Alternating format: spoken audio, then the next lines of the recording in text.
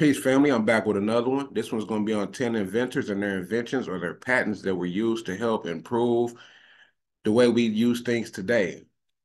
If you're new to the channel, hit that subscribe button. If you're a returning viewer, as I said, I appreciate you for checking the content out, staying consistent with me, helping me build this platform. Without holding y'all, we're going to jump straight into it. Peace and love, family. On behalf of Akuno Sankofa Bay, you know what I'm saying? Jay, where you at? We're trying to help our people elevate. Hope. H-O-P-E. We're giving them hope. We doing what we gotta do, you know? Every day, one step at a time, man. We gonna make it happen. Helping our people elevate. Yeah. Sometimes I practice focused thought and meditate. I'm trying to come with other ways to help our people elevate and seeking knowledge, make me levitate. The lifted mental state is what results from how we orchestrate. This for the family's sake. Let's self-reflect and self-evaluate. And every day, make sure the steps you take, you calculate. Receive a master's fate. I know I can't exist without the hate, but that's okay. I balance that with higher self today. Success is on this way, and after that, my flesh can pass away.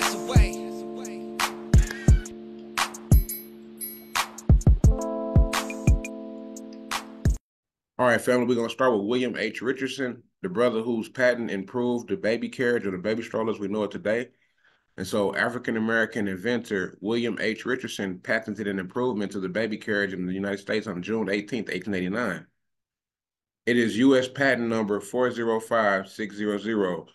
Its design dished a shell-shaped for a basket-shaped carriage that was more symmetrical. The bassinet could be positioned to face either out or in and rotated on a central joint. A limiting device kept it from being rotated more than 90 degrees. The wheels also made it more independent, which made it more maneuverable. Now a patent or a nanny could have the child face them or face away from them, whichever they preferred, and change it at will. The use of prams or baby carriages became widespread among all economic classes by 1900s. They were even given to poor mothers by charitable institutions. Improvements were made in their construction and safety. Going for a stroll with a child was believed to have benefits by providing light and fresh air. Then I want to go into this brother, George T. Sampson, the brother who invented the automatic clothes dryer in 1892. George T. Sampson was an African-American inventor best known for his early patents of the automatic clothes dryer in 1892. He also invented a sled propeller. Sampson came from Dayton, Ohio. His clothes dryer U.S. patent number 476416 was the frame that suspended clothes above a stove so that it dried more quickly. Prior to Sampson's invention, clothes dryers were being invented in England and France in the form of ventilators, which were essentially barrels with holes in them. The barrels would be turned by hand over a fire. Sampson's invention was also a ventilator, but it eliminated the need for an open flame and used frames instead of a barrel. George T. Sampson is credited for paving the way for modern-day clothes dryers. Electrical clothes dryers did not appear until around 1915, and a Hamilton manufacturing company produced the first fully automatic dryer in 1938.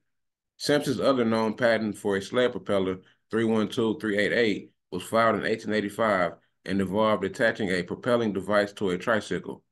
The wheels were replaced with runners so they would function in the snow. People occupying the sled would operate the propeller with their feet using pedals. The diagrams for this and Sampson's other patents are still on file with the U.S. Patent Office today. Then we have Osborne Dorsey, the brother who invented the doorknob and doorstep. Osborne Dorsey was an African-American who invented the doorknob and doorstep in December of 1878. He successfully obtained a patent for his work in the same year. Because of the time in which he lived and the fact that he was African-American, very little is known about his life. Historians still wonder if the man was born free or if he was a freed slave. Historians do not know where Dorsey lived or what other inventions he created, if any. Historians do not even know what Dorsey did for a living. Most of the information about Dorsey and his invention comes from his patent application. Before Dorsey's invention, people closed or secured doors in a variety of ways. Many people used some type of latch to keep doors closed, whereas others used leather straps as handles. Even after the doorknob was invented, it took years for people to embrace them fully and begin installing them to their doors in their homes. Then we had a brother, Thomas J. Marshall, the inventor of the fire extinguisher. Thomas J. Marshall is credited with improving the design of the fire extinguisher with a patent issued on March 26, 1872. He invented a system in which water is pumped through pipes in buildings to individual sprinkler heads. The systems can be activated by manually turning a valve into the building. Marshall's fire extinguisher sprinkler system has been in use in the United States since 1874. It was commonly used in large factories as an effective means of putting out large and potential catastrophic fires. Today, sprinkler systems are required by code in the United States in buildings more than 75 feet tall. The systems are generally commended for the relatively small amount of water damage they cause to property. They are much more effective than fire hoses at salvaging property. The activation of this kind of system can occur in as little as 4 seconds. These systems can effectively control a fire before the fire department is able to arrive, resulting in more smaller and more manageable fires. In some systems, heat sensors determine which sprinkler activates, resulting in a much more exact delivery of water and in fewer instances of water damage overall. Systems generally sprayed from nozzles mounted in the ceiling of buildings, but some discharge a combination of water and flame retardant foam. Nathaniel Alexander, the brother who invented the folding chair.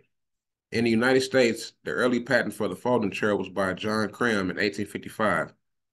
On July 7, 1911, Nathaniel Alexander patented a folding chair whose main innovation was including a bookrest. In 1947, Frederick Arnold created the first aluminum folding chair with fabric strapping for the seat and back. Robert F. Fleming Jr., the brother who his patent improved the guitar. Fleming invented a guitar he called the euphonica that he believed would produce a louder and more resonant sound than a traditional guitar. The U.S. Patent Office granted Fleming a patent number 338727 on March 30, 1886. He also received a Canadian patent number. George Grant invented and patented the first golf tee in 1899. Before Grant's invention, golfers carried buckets of sand from hole to hole and built up sand mounds from which to hit the balls. Grant was born in Oswego in 1847 to former slaves. Lydia Newman was the remarkable black female inventor who patented the first hairbrush with synthetic bristles. She is the third black woman to ever receive a patent. She is also known for her activism in the women's voting rights movement of the early 20th century. Alfred Krell, the black businessman who invented a way better ice cream scoop. Anyone who has ever had trouble eating Chunky Monkey out of the pint with a spoon knows the importance of a good ice cream scoop. The elegant tool makes it possible to shape and serve perfect dollops of frozen dairy with one hand. It forever changed the way we eat dessert, and it wouldn't have been possible without a pioneer inventor named Alfred L. Krell. The Black American trailblazer was born in Lunenburg County, Virginia in 1866. Alfred, a tinkerer from a young age, developed his mechanical skills, helping his father with his carpentry work. The bright young man had educational opportunities that wouldn't have been able to him just as generations prior. In Washington, D.C., he enrolled in the Wayland Seminary of the National Theological Institute, which the American Baptist Home Missionary Society founded following the Civil War to serve formerly enslaved people. Joseph H. Smith, the brother who invented the sprinkler system. It's springtime, and it's that season when the flowers bloom and the grass refresh and the gardens grow. What would life be like if gardeners had no drag long hoses across enormous lawns and sit for hours to make sure the grass was evenly watered? Thanks to African-American scientist and inventor Joseph H. Smith, most people do not know that on May 4, 1897, Smith patented the lawn sprinkler and later patented an improvement of the original design. Not much more is very known about the inventor. Granville T. Woods, known as the Black Edison. Granville Woods was an African-American inventor who made key contributions to the development of the telephone, streetcar, and more. Who was Granville T. Woods? Granville T. Woods, born to free African Americans, held various engineering and industrial jobs before establishing a company to develop electrical apparatus. Known as Black Edison, he registered nearly 60 patents in his lifetime, including a telephone transmitter, a trolley wheel, and a multiplex telegraph, over which he defeated a lawsuit by Thomas Edison. Early life. Born in Columbus, Ohio on April 23, 1856, Woods received little schooling as a young man and in his early teens took up a variety of jobs, including as a railroad engineer in a railroad machine shop, as an engineer on a British ship, in a steel mill, and as a railroad worker from 1876 to 1878. Woods lived in New York City, taking courses in engineering and electricity, a subject that he realized early on held the key to the future. Back in Ohio in the summer of 1878, Woods was employed for 8 months by the Springfield, Jackson, and Pomeroy Railroad Company to work at the pumping stations and the shifting of the cars in the city of Washington Courthouse, Ohio. He was then employed by the Dayton and Southeastern Railway Company as an engineer for 13 months. During this period, while traveling between Washington Courthouse and Dayton, Woods began to form ideas for what would later be credited as his most important invention, the inductor telegraph. He worked in the area until the spring of 1880 and then moved to Cincinnati. Living in Cincinnati, Woods eventually set up his own company to develop, manufacture, and sell electrical apparatus, and in 1889, he filed his first patent for an improved steam boiler furnace. His later patents were mainly for electrical devices, including his second invention, an improved telephone transmitter. The patent for his device, which combined the telephone and telegraph, was bought by Alexander Graham Bell, and the payment freed Woods to devote himself to his own research. One of his most important inventions was the trawler, a grooved metal wheel that allowed streetcars, later known as trolleys, to collect electrical power from overhead wires. Induction telegraph.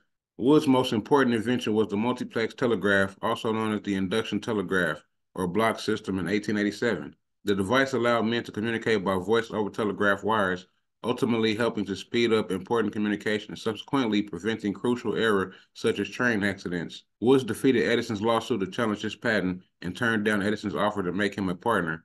Thereafter, Woods was often known as the Black Edison. After receiving the patent for the multiplex telegraph, Woods reorganized his Cincinnati company as the Woods Electric Company. In 1890, he moved his own research operation to New York City, where he was joined by a brother, Lyas Woods, who also had several inventions of his own. Woods' next most important invention was the power pickup device in 1901, which is the basis of the so-called third rail currently used by electric-powered transit systems. From 1902 to 1905, he received patents for all improved air brake systems. By the time of his death on January 30th, 1910, in New York City, Woods had invented 15 appliances for electrical railways, received nearly 60 patents, many of which were assigned to the major manufacturers of electrical equipment that are a part of today's daily life. George Washington Carver. To George Washington Carver, peanuts were like paintbrushes. They were the tools to express his imagination. Carver was a scientist and an inventor who found hundreds of uses for peanuts. He experimented with the legumes to make lotion, flour, soups, dyes, plastic, and gasoline, though not peanut butter. Carver was born an enslaved person in the 1860s in Missouri. The exact date of his birth is unclear, but some historians believe it was around 1864, just before slavery was abolished in 1865. As a baby, George, his mother, and his sister were kidnapped from the man who enslaved them, Moses Carver. The kidnappers were slave raiders who planned to sell them. Moses Carver found George before he could be sold, but not his mother and sister. George never saw them again. After slavery was abolished, George was raised by Moses Carver and his wife. He worked on their farm and in their garden and became curious about plants, soil, and fertilizers. Neighbors called George the plant doctor because he knew how to nurse sick plants back to life. When he was about 13, he left to attend school and worked hard to get his education.